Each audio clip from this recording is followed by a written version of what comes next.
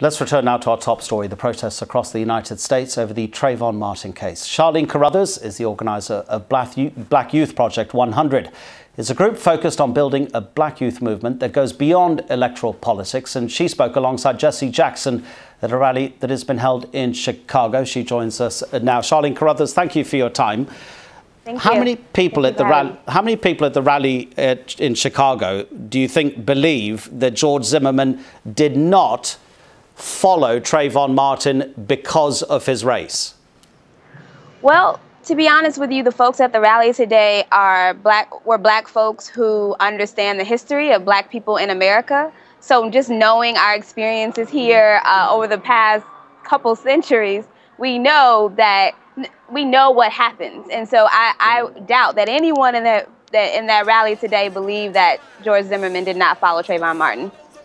So, along with the reflections of this tragic death of a 17-year-old and remembering him today, what were the constructive elements that came out that can take the United States forward in terms of its race relations?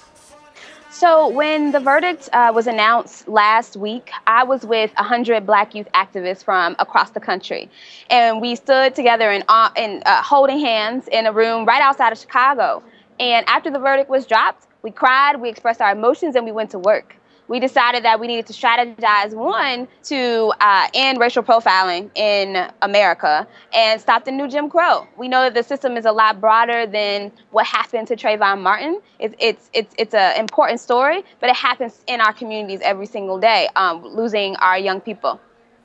I want to give you a statistic which I think may be indicative of one of the problems, and it comes in the lawmakers that make up the United States. You guys have only one African-American senator. Out of 100 senators, only one is African-American. There are only 43 representatives out of more than 400 in the House of Representatives who are African-American. That would help. Why aren't there more? Well, that's a great question. What's important to me is that we have African Americans in Congress, in the U.S. Senate, that accurately represent our values. And in the U.S., we have a game with politics where it's about money.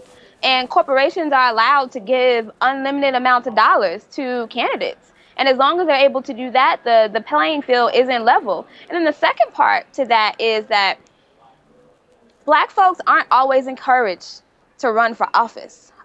We're not always encouraged by the political parties, and we're not always funded in the same way that candidates who aren't black are funded. So it's a systemic issue. And then when you think about our young people aren't necessarily as encouraged to run for office as they should be.